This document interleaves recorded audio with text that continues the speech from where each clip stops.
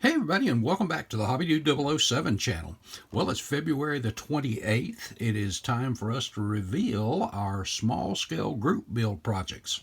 As you remember, we chose the Atlantis 1969 Chevy Nova in 1/32nd scale. We've done a couple of videos to show you where we were and what we had been doing, and today we're going to wrap that up and show you our finished project. Thank you, by the way, big time to our buddies Brian at BG's Model Workshop and Sean at Scale Model Car Guy. Appreciate you guys very much for hosting this. This is my second year getting into this one, and I have had a blast with it. Stick around, guys.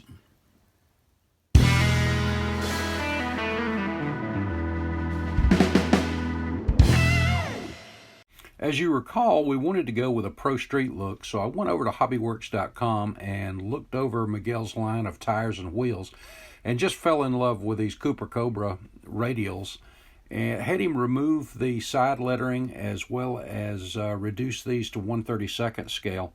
And man, he did an awesome job. And of course, that meant we had to tub the chassis, as you recall, and shorten the rear axle. And here's just a quick look at how they look in the tubs. I tell you, these things are really great quality. And to look at the mock-up we did in our last video of the stance I kind of wanted to go with.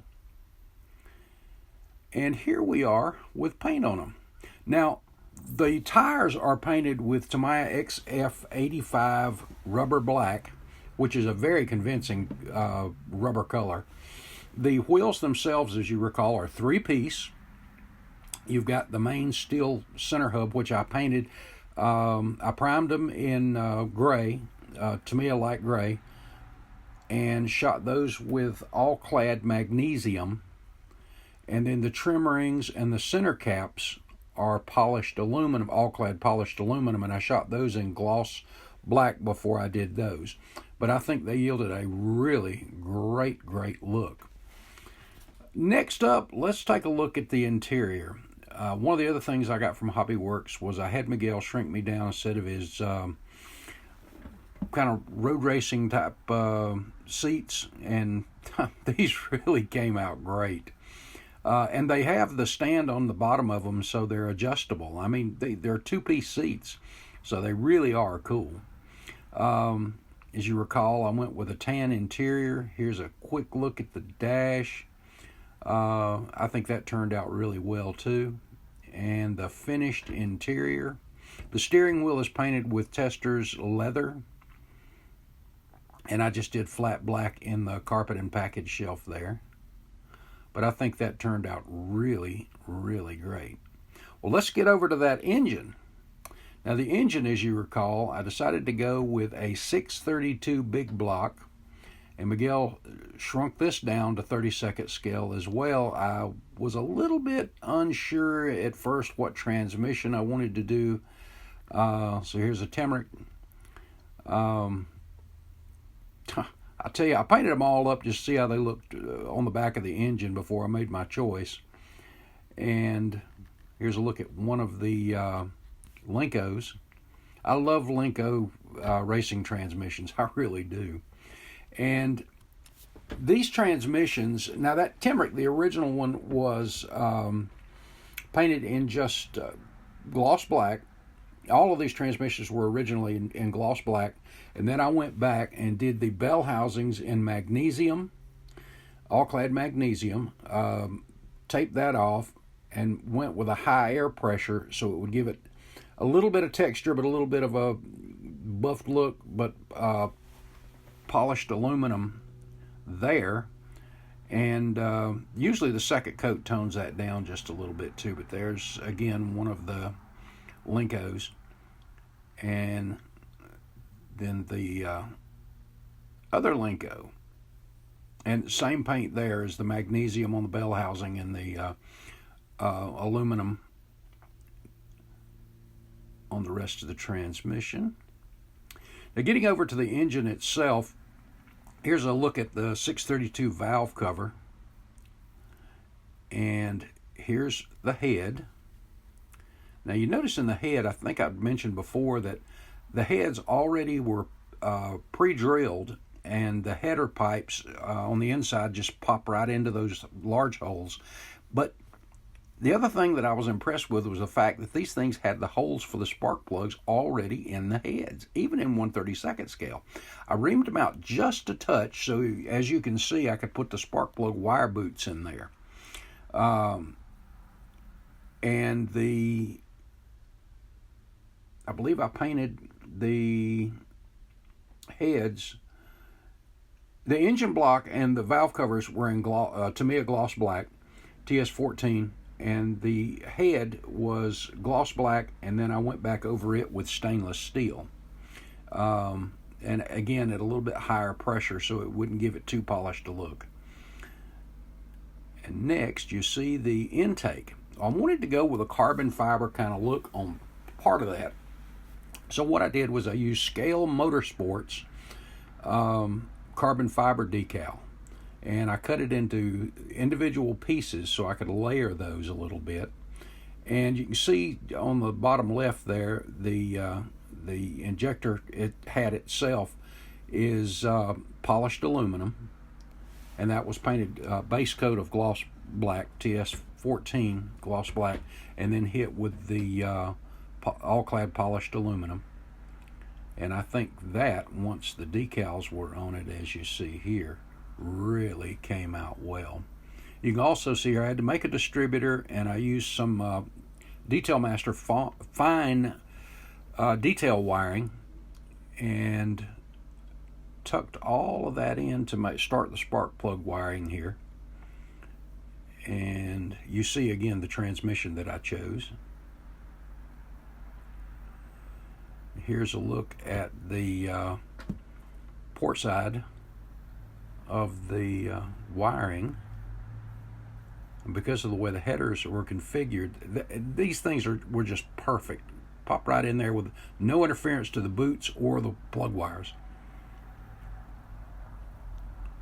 And here's a look at the other side. And that's after everything is wired up. And then our finished engine. Now the headers, guys, and now I took this picture before I put the wash around the headers and the header bolts. And I didn't think about taking another one before I posted this, so sorry about that. But you'll see that in a upcoming video when I do my other little tweaks to it. But this thing was just too beautiful to put in the car almost. Well, we'll talk about that a little more in a minute. And a few other peeks at it. And the headers, by the way, are painted in polished aluminum, and that's over gloss black. But that's polished aluminum on a higher air pressure, so it didn't give too polished or too chrome a look. And I'll look straight on at the heads and the pulleys. And let me tell you, this thing all the way through, especially these pulleys, these things are really, really detailed and very easy to paint. Someone had made a comment that they didn't think it was going to fit into the car. And so I kind of did a slight mock-up, and you see here it does. The entire engine clears the wheel wells just fine. It wasn't any big deal. I am going to have to do some cutting and on the wheel wells to get the headers, because they come out a little bit, but everything else slid up in there really good. In fact, I should have taken a picture when before I put the headers on it. It just popped right up in there, and you see inside the car where the transmission is. So everything lined up in 32nd scale just beautifully. And I may change the injection system on the engine, but we'll see. Well, guys, there it is, and this is where we started, as you remember.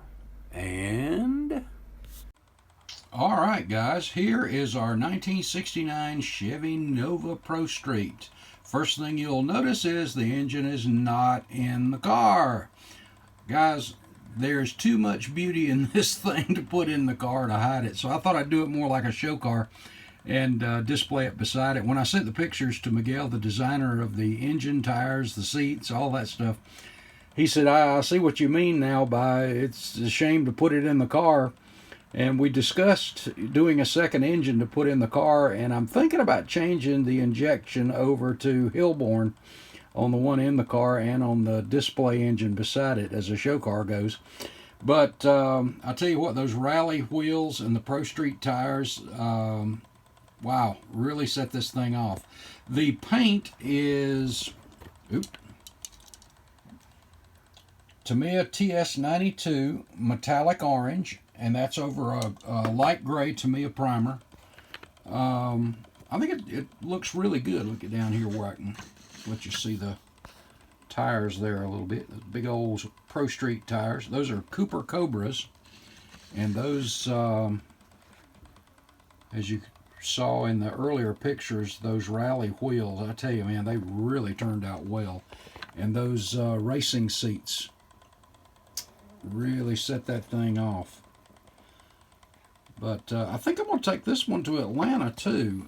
There's a few little things I want to tweak and fix on it.